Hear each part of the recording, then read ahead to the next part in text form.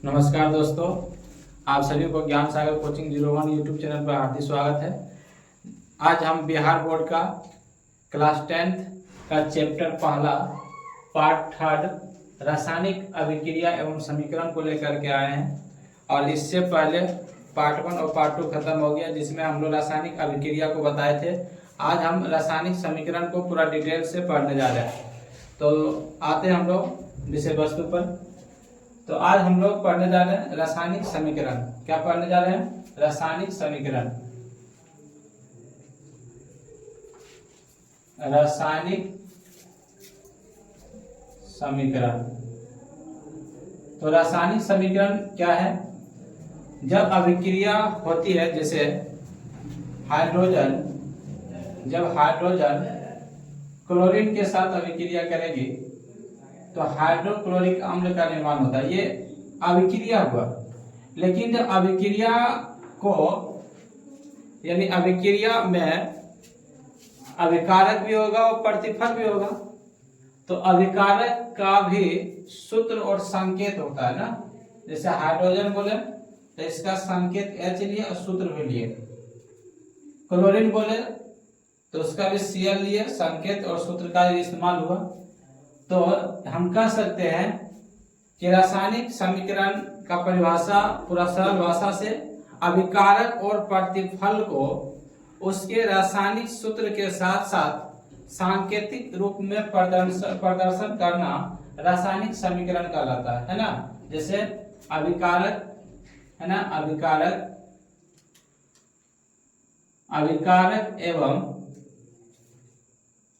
अभिकारक एवं प्रतिफल को उनके रासायनिक सूत्र के साथ साथ, जैसे रासायनिक सूत्र के साथ साथ संकेत का भी इस्तेमाल होता है। रासायनिक सूत्र के साथ साथ सांकेतिक रूप में प्रदर्शन करना, सांकेतिक रूप में दर्शाना या प्रदर्शन करना, सांकेतिक रूप में प्रदर्शन करना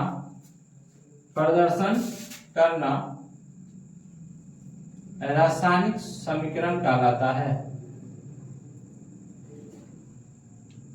रासायनिक समीकरण कहलाता है। ध्यान देना है इस बात का। हम बोलेंगे तो वो अभिक्रिया हुआ। जैसे बोले hydrogen plus chlorine, hydrogen plus chlorine जब आपस में अभिक्रिया करके हाइड्रोक्लोरिक अम्ल का निर्माण होता है। हाइड्रोक्लोरिक अम्ल का निर्माण होता है। तो ध्यान इस बात का देना है कि हाइड्रोजन और क्लोरीन का, जो बोले हाइड्रोजन और क्लोरीन, ये हो गया अभिक्रिया। लेकिन जब इसका सांकेतिक रूप और सूत्र लिखेंगे, हाइड्रोजन का H2 और प्लस में क्लोरीन का Cl2, तो क्या बन गया? 2HCl बन गया। यानी ये क्या हो गया? समीकरण हो गया। ये क्या हो गया? समीकरण। वाली बोल रहे थे वो अभिक्रिया हुआ, और जब लिख करके प्रदर्शन कर दिया, हम लोग अपने सामने ले आए इसको, तो ये क्या हो गया? समीकरण हो गया। क्या हो गया? समीकरण। तो देखा जाए ध्यान से, तो रासायनिक समीकरण का परिभाषा हो गया। अब रासायनिक समीकरण लिखने का नियम बताते हैं। अगला हेडिंग है रासायनिक समीकरण। रासायनिक समीकरण को लिखने का नियम। रासायनिक समीकरण को लिखने का नियम, इसका क्या नियम है? ध्यान देना है। तो क्या नियम है इसी में समझेंगे। पहला नियम है, यदि आप लोग देखे होंगे कि ये अभिकारक जो है ये तीर के बाईं तरफ है और जो प्रतिफल है वो तीर के दाईं तरफ है। अभिकारक के बीच में प्लस का संकेत है। जब उत्पाद ज्यादा, एक से ज्यादा बनेगा तो उसमें भी प्लस का संकेत देते हैं। तो यही तो लिखने का समीकरण है। और अभिकारक और उत्पाद के बीच में क्या? तीर का निशान देते हैं। ये क्या है? रासायनिक समीकरण लिखने का नियम। तो पहला नियम लिखेंगे, पहला नियम जो यहाँ दिख रहा है वही लिखना है। एक्स्ट्रा में साइड में कुछ रटने की आवश्यकता नहीं है, केमिस्ट्री को रटा नहीं जाता। तो ध्यान देना है, ये दोनों अभिकारक है, तो अभिकारक को ये समीकरण है ना, यानी ये समीकरण हो गया, ये समीकरण की किधर बाईं तरफ रखी जाती है ना, यानी लिखना है अभिकारक को, चाहे अभिकारकों को समीकरण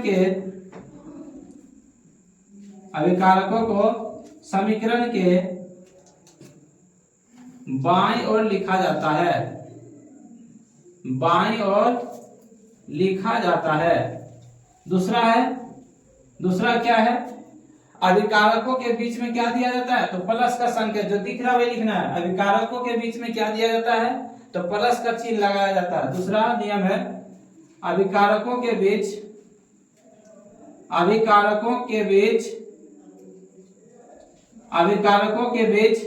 किसका संकेत, प्लस है ना, प्लस चिन्ह लगाया जाता है।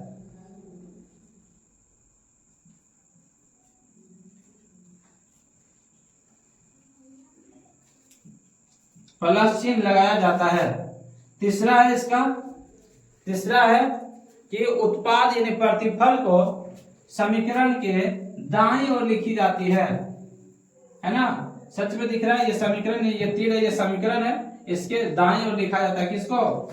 किसको तो उत्पाद को। आगे देखा जाए इसमें तो वही लिखेंगे, उत्पाद को यानी प्रतिफल को, जब प्रतिफलों को समीकरण के दाईं ओर लिखी जाती है, दाईं ओर लिखी जाती है। चौथा इसका जो पॉइंट है लिखेंगे, यदि एक से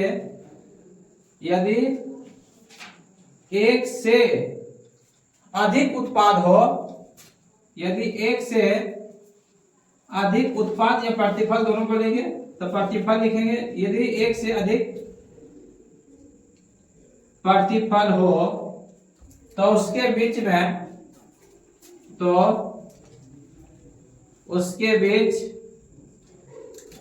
प्लस चिन्ह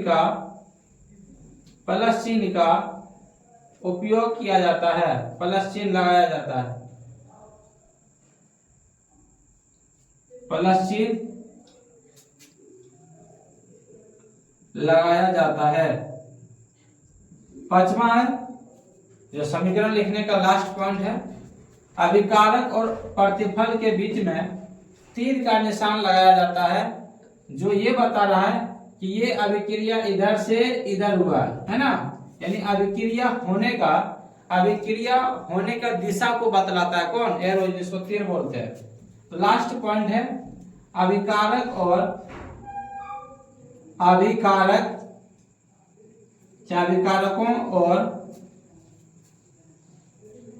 प्रतिफलों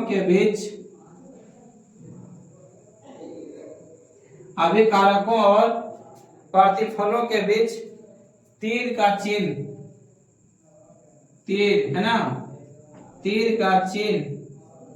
प्रयोग किया जाता है, लगाया जाता है। तीर का चिन्ह लगाया जाता है जो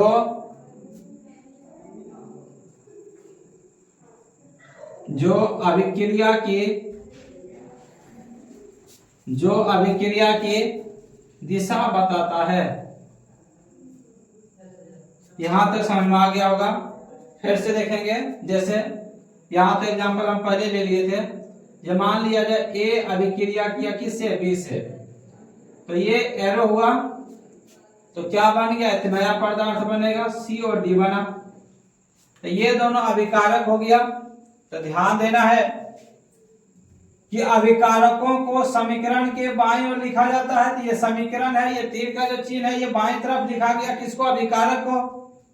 तो पहला नियम हो गया। दूसरा है, अभिकारकों के बीच में क्या, प्लस का चिन्ह दिया जाता है। और तीसरा जो पॉइंट है कि प्रतिफल को समीकरण के दाईं ओर लिखी जाती है, लिखते समय ये दाहिना हाथ की तरफ पड़ता है, तो ये दाईं तरफ लिखी जाती है। और जब एक से अधिक प्रतिफल हो तो उसके बीच में भी प्लस चिन्ह लगाया जाता है, और अभिकारक और प्रतिफलों के बीच में तीर का चिन्ह दिया जाता है। ये तीर का जो चिन्ह है ये अभिक्रिया की दिशा को बताता है। आगे देखा जाए तो रासायनिक समीकरण हम लोग पढ़ लिए थे, अभी पढ़ने जा रहे हैं रासायनिक समीकरण कितने प्रकार के होते हैं। तो दो प्रकार के होते हैं। रासायनिक समीकरण कितने प्रकार के होते हैं, यानी रासायनिक समीकरण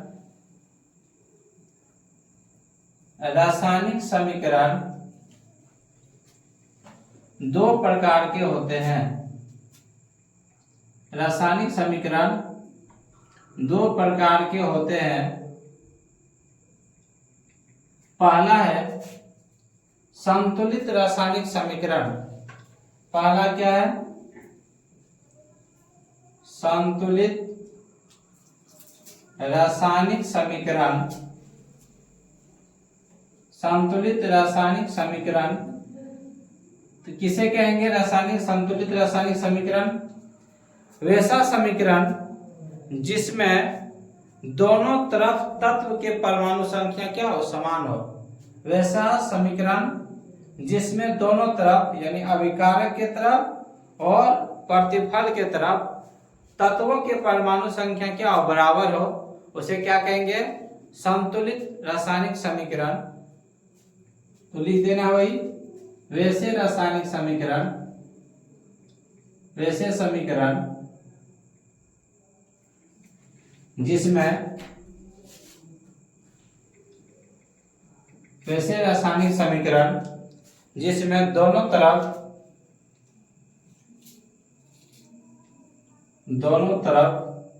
प्रत्येक तत्व के परमाणु संख्या प्रत्येक तत्व के परमाणु संख्या क्या हो, तो बराबर हो, उसे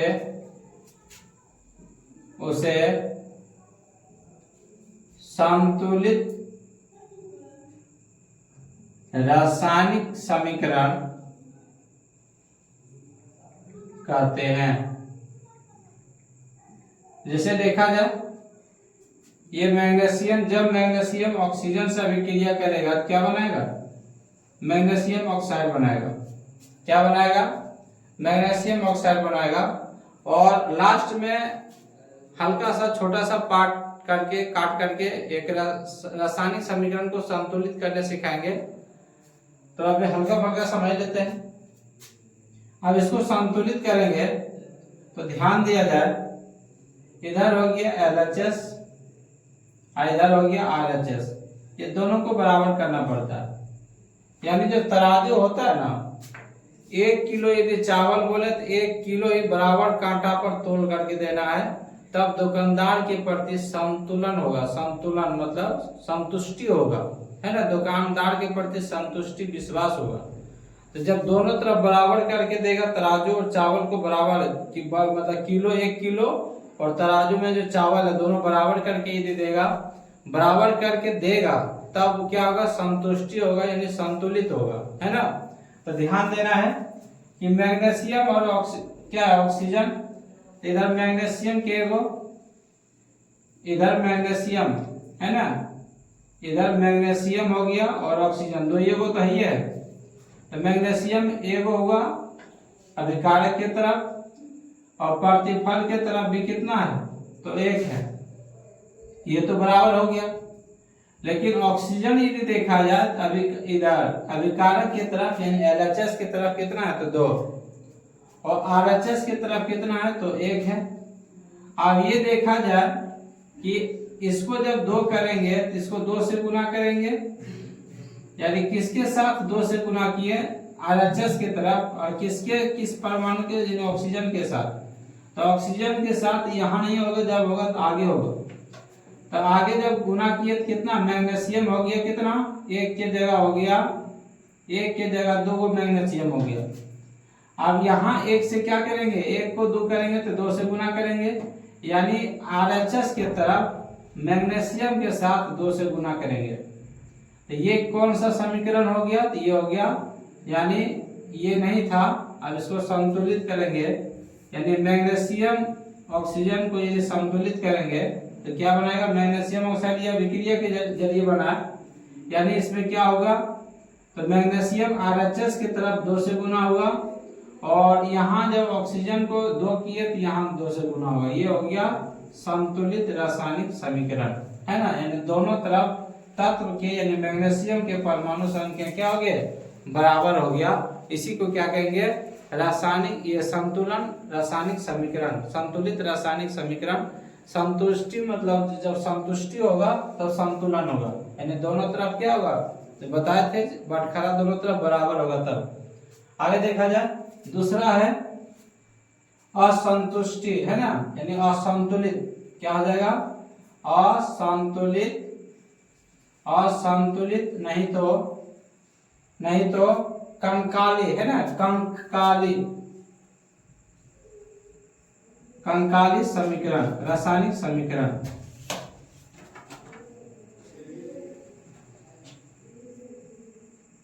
यानी इसमें क्या होगा, बराबर नहीं होगा, है ना। देखा जाए सब वही परिभाषा रहेगा, खाली तत्वों की परमाणु संख्या बराबर नहीं होगा।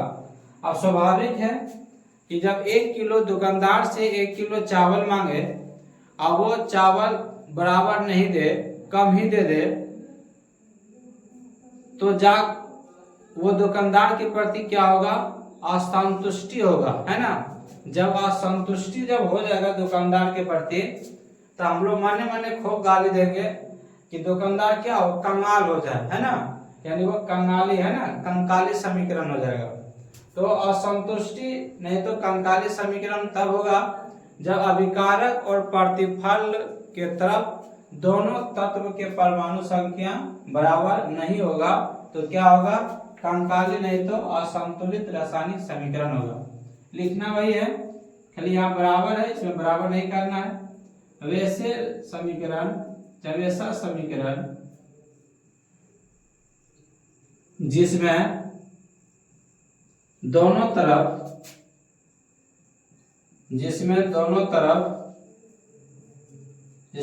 तरफ प्रत्येक तत्व के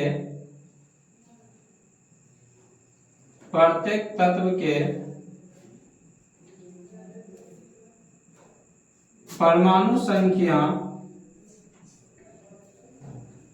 बराबर नहीं हो, चाहे बराबर नहीं होता है, उसे असंतुलित रासायनिक समीकरण कहते हैं।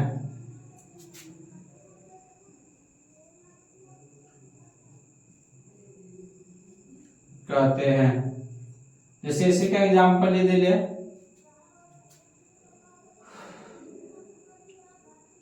मैग्नीशियम प्लस ऑक्सीजन क्या बन गया, मैग्नीशियम ऑक्साइड बना लिया।